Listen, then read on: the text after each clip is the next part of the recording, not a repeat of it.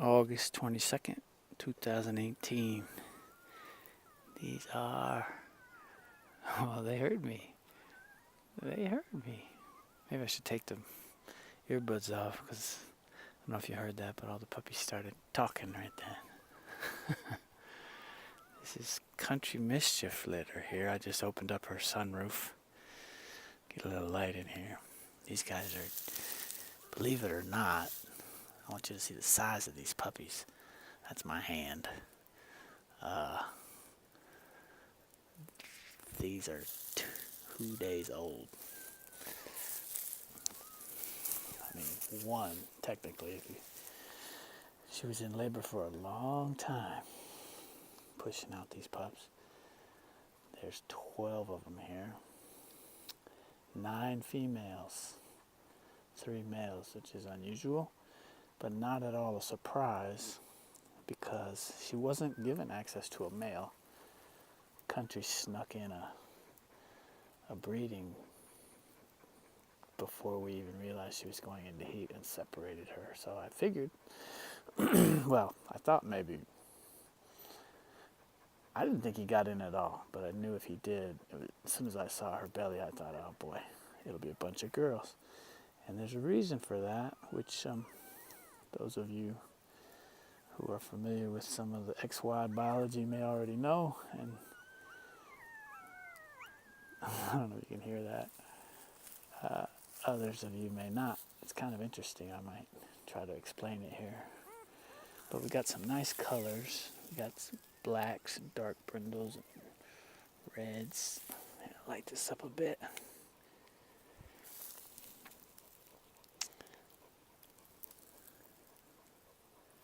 Yeah, good girl. Very good, mama. So this is kind of the healthy looking litter, you know. They're getting enough food to rest. As I start to wake them up, they'll head for the chi-chis, right? As you wake them up, they'll head for the chi-chis. Go for the chi-chis. But when they're sleeping like that, they're getting plenty of food. Anyway, so the story of the X and the Y is a little bit like the story of the turtle and the hare. Now this I know to be true for human sperms. I'm assuming it's true for many other mammals. As you know, the females carry X's. And if they get another X, you got a girl. And if they get a Y, you got a boy. And the difference in the characteristics between the X and the Y sperms is what stacks the deck for you on timing. Because the Y element, the male element, is quicker, sort of feistier out of the gate, throwing elbows, off and running. And so the question becomes, well, why don't we get more males than females on average? And the answer is because the X's live longer. The Y's die sooner. They're quicker, but they don't last as long. So if, as in this case, the breeding happens before ovulation and not again by the time she actually ovulates, there's a disproportionate amount of X sperm swimming because all the Y's, or most of the Y's, have died. So, there you go. There's your biology lesson. I noticed the other day in looking at my Google Analytics for my YouTube station that the viewership is 92% male, which surprised me because my customers are not, definitely not 92% male.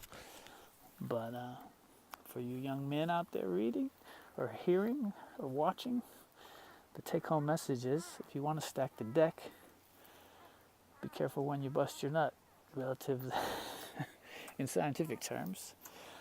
Bust your nut in proper consideration of ovulation. That said, probably some high percentage of 92% of the audience would like males. And having had males and females myself, humans, don't go crazy with that notion either, fellas. If I had it all to do over again, I might only have daughters.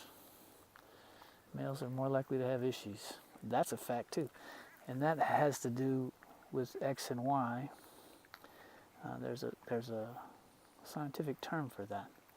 But when there's two X's, the product can pull from either side. When it's an X and Y, they've got to use everything the male's bringing. And that end result of that is that males are more likely to have issues. That's a fact. Anyway, I digress. But we have some beautiful pups here. And we've got a lot of girls. If you want a male from this litter, don't drag your feet, because they'll be gone quicker than the girls. The percentages on this litter: 50% South African Boerboel, 25% Turkish Kangal, 12.5% Dogo, 12.5% Dane. And we have a male keeper from the last time, which was unfortunately not long ago. The good news is she had only been bred once in her life, so this makes two. And she was young and healthy enough to handle it. It's not a thing we do regularly, and I wouldn't advise anybody to do it regularly. You can get away with it on occasion, but back-to-back breedings is to be avoided. Not just because it's politically incorrect, but because it's hard on them. But these guys are huge. She pushed out 14. And one came out dead and one ended up in the woods somehow. But these are much bigger than Queen's pups. So I've got 2 litters of 14 puppies within 2 days. Needless to say, it's a good time for buyers. Come late October, there's going to be a whole lot of puppies coming ready. And that's the take-home message. Mischief, anything you want to say? No.